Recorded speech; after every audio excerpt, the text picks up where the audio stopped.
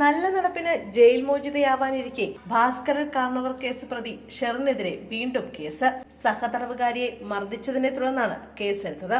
കണ്ണൂർ വനിതാ ജയിലിൽ ഇന്നലെയാണ് സംഭവം. കുടിവെള്ളം എടുക്കാൻ പോയ സഹതടവുകാരിയെ ഷെറിനും മറ്റൊരു തടവുകാരിയും മർദ്ദിച്ചെന്നാണ് കേസ്. ശിക്ഷ ഇളവ് നൽകാൻ തീരുമാനം എടുത്തതിന് പിന്നാലെയാണ് ഷെറിനെതിരെ വീണ്ടും കേസെടുത്തിരിക്കുന്നത്. ഷെറിന് മാനസാന്തരം വന്നെന്നും നല്ല നടപ്പെന്നും വിലയിരുത്തിയായിരുന്നു ജയിൽ ഉപദേശക സമിതിയുടെ തീരുമാനം. എന്നാൽ ഇതിനെതിരെ വ്യാപകമായി പ്രതിഷേധമുയർന്നിരുന്നു. ഇതിനിടെയാണ് ഇപ്പോൾ പുതിയ കേസ്. വധക്കേസിൽ വിധിക്കപ്പെട്ട് ജയിലിൽ കഴിയുന്ന ഷെറിന് ശേഷിക്കുന്ന ശിക്ഷാ കാലയളവ് ഇളവ് ചെയ്ത് ജയിൽ മോചനം നൽകാൻ മന്ത്രിസഭായോഗം ശുപാർശ ചെയ്തിരുന്നു. ഈ ശുപാർശ ഗവർണറുടെ പരിഗണനയിലിരിക്കെയാണ് പുതിയ കേസ് വന്നിരിക്കുന്നത്. സഹതടവുകാരുമായും ഉദ്യോഗസ്ഥരുമായും ജയിലിൽ പ്രശ്നങ്ങൾ ഉണ്ടാക്കിയതിനാൽ 4 തവണ ജയിൽ മാറ്റിയ ഷെറിനെ ജയിൽ മോചിതയാക്കാനുള്ള മന്ത്രിസഭാ തീരുമാനം മിന്നൽ വേഗത്തിലായിരുന്നു.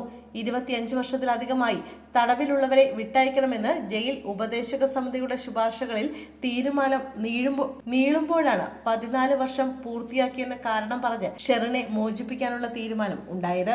കണ്ണൂർ ജയിൽ ഉപദേശക സമിതി ഡിസംബറിൽ നൽകിയ ശുപാർശ പരിഗണിച്ചാണ് മന്ത്രിസഭാ തീരുമാനം.